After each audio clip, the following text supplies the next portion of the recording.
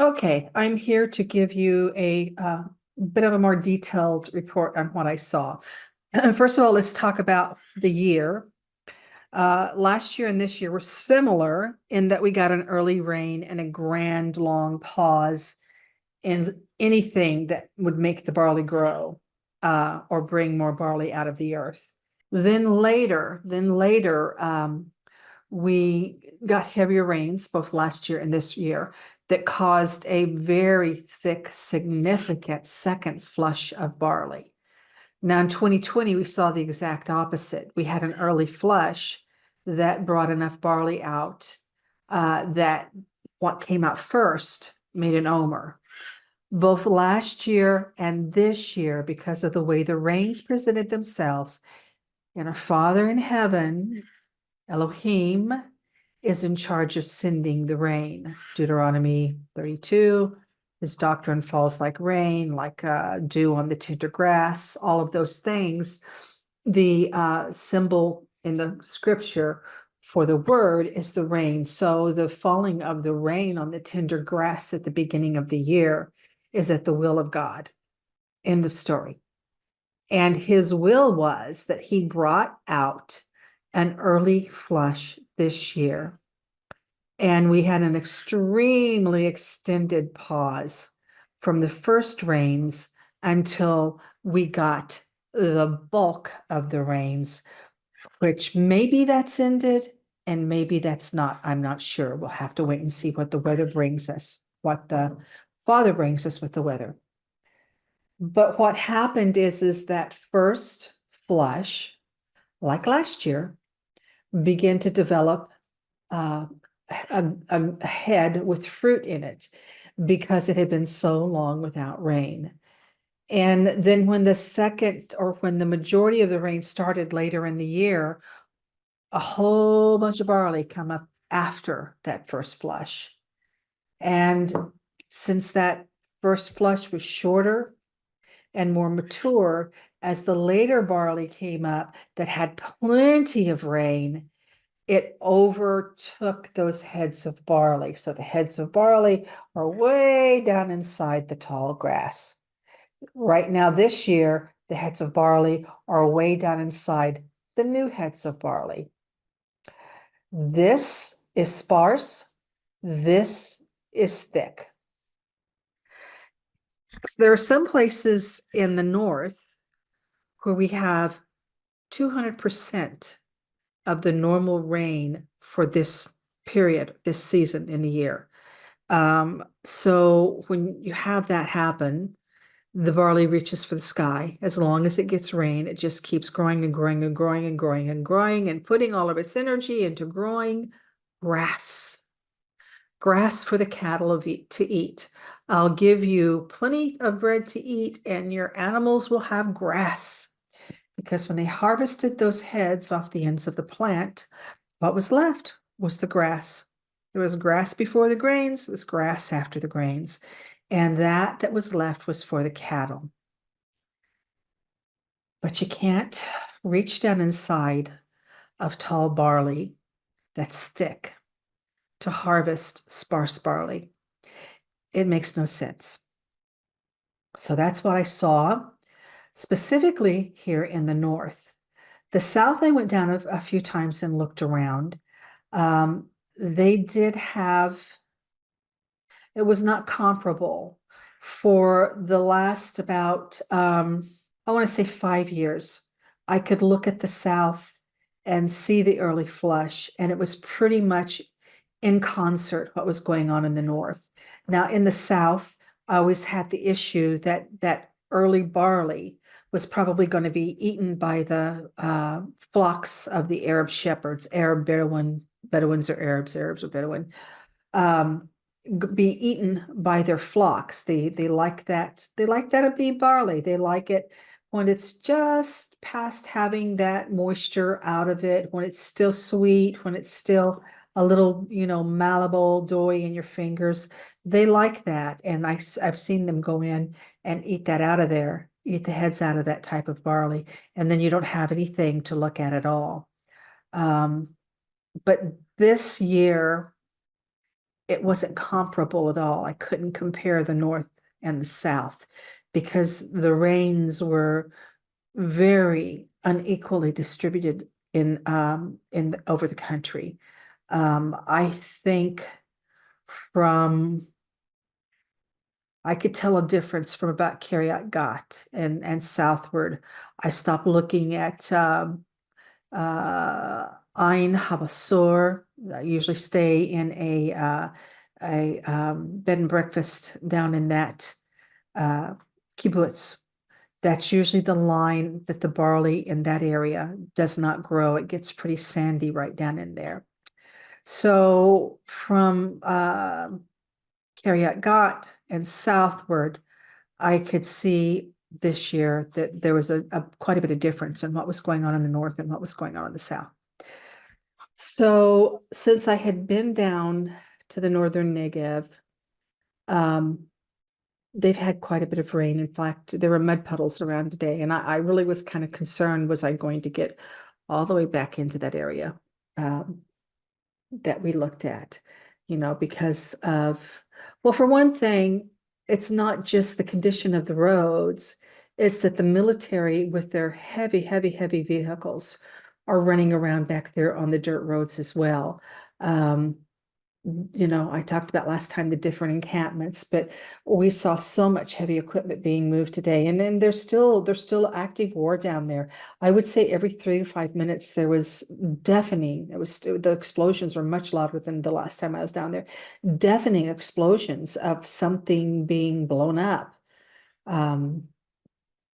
So having that rain and having that heavy equipment, I really wondered if I would make it back into that area that we had found the barley, but we did. We made it back there. But because of that same rain, things have not progressed like I thought they might have. I went to 1, 2, 3, 4 different areas down there. And because of the rains and the cool weather, with rain comes cool weather, and because this was not the earliest of the flush, this came out later. It would the early flush was there and a later flush was there when I was in the south the last time. I could see the 2 flushes in the south. Up here in the north, you can see about 3 different flushes because of the way the rain came. But in the south, you could see 2 different flushes. And so the rains had caused, like in the north, that later flush that was not yet in head to go ahead and grow up over in the northern Negev, grow up over some of that early flush. And again, it was sparse enough in thick barley that it's just not harvestable. I would say, I think in my first video, I said 1 in 10 was probably in the condition that I would call soft dough. The rest of it, in my opinion, it's going to totally depend on the weather that we're dealt. The rest of it, in my opinion, is going to be questionable whether it's going to be ready by the last day of unleavened bread, the way that the Sighted Moon group wants the barley. The earlier flush is gone. It's hidden down in there, and you'll see it on the videos. The earlier flush is very immature. There was a vast amount of barley standing straight up in bloom. It's just really, really diverse the way the barley itself is presenting with the amounts of rain that we've had.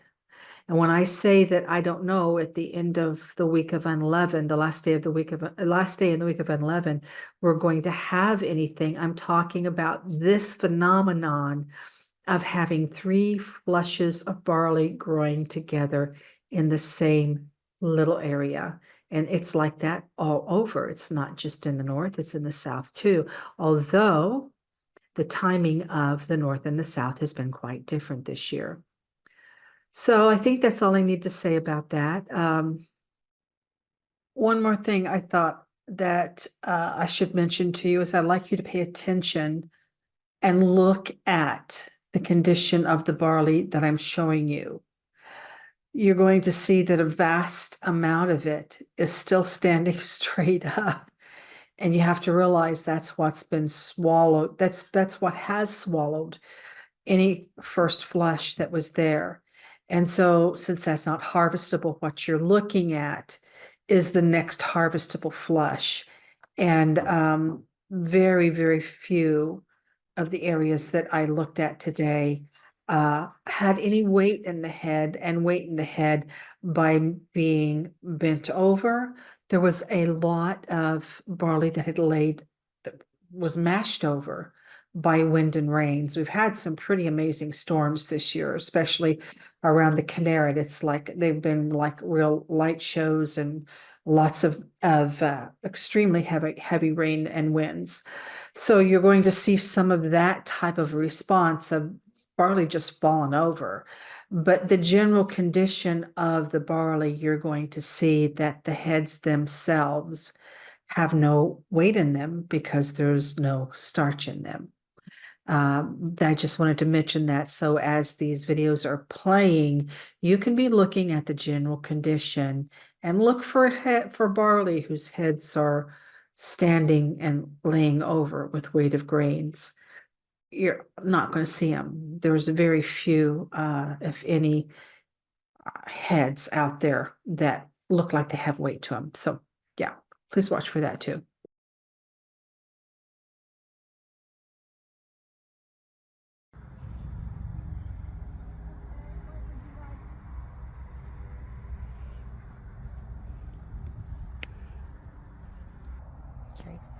So this area that I brought you to before, I have a helper today, thank goodness, is what I call squished worm, because when you squeeze it, you see it looks like a squished worm when it comes out of that grain shell. It's very wet.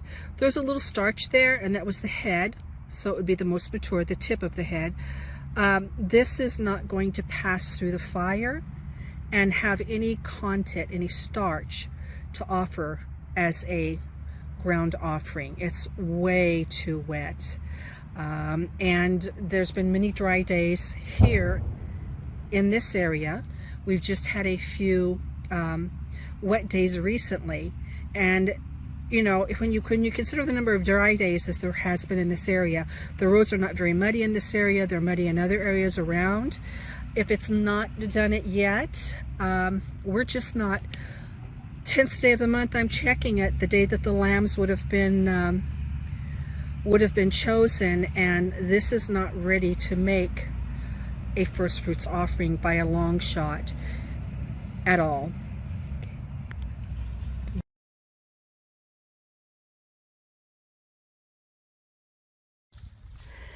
This area was the area literally of my highest hope to find anything that would qualify as an omer of aviv barley. And we're going to go right up here to where I thought it might happen.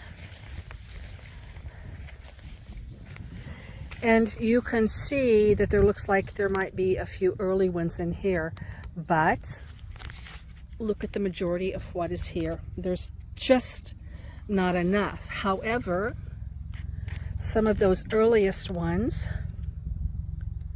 some of those, well, welcome to Gaza. Some of those earliest ones that have been overcome by, and see, this one's already even shed a little bit, by the newer barley. Whoops. And maybe not even this one. A couple of them have been in dough stage. Yeah, that's soft dough. That's soft dough right there. It's still wet. But there's no way I can come in here and pick cherries out of this vast amount of underaged barley. You see the color is lighter of the grain. If I cut it, there's starch. But if I squish it, there's moisture on my finger. And there's very, very, very few of these buried down in a whole bunch of new barley. So while we have not a normal quantity of this early barley, it did develop to the point of having dough in the head. It's just not the right quantity. It's just not harvestable.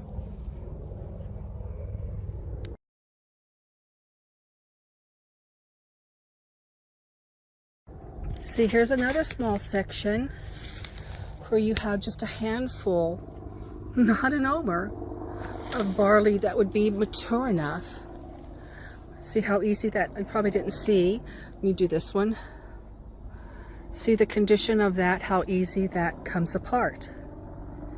And if I squeeze that head,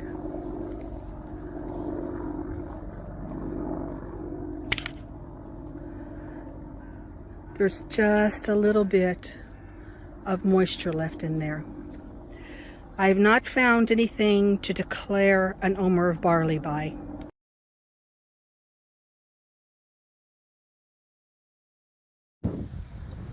Okay guys, this was the last area I had to check for an acceptable omer of barley, and it's not here. It's just not here. Not this year. We absolutely, on the what would be the 10th day of the first month, we absolutely don't have an acceptable quantity of medium dough barley, what I believe is aviv barley. It doesn't exist, not right now. I do appreciate your prayers. I honestly didn't have any fear being down there and being in the fields. I kind of laughed a little bit at Wendy. It takes a little bit of getting used to have those loud explosions going off. I looked a few times and her camera was going up, but she got used to it. She was a real trooper. She found it to be an adventure. There are lots of other crazy Israelis down there still trekking around, looking at the memorials, the Enrayim rest area where they have set up a memorial. That whole area has just been trampled. There's hardly any green left in certain areas. That whole area normally is in some level of greenness, but the foot traffic of people coming and wanting to see and be a witness to what has happened has really been detrimental to the growing things down there. But I was grateful for Wendy's help, and it was a long day of answering questions.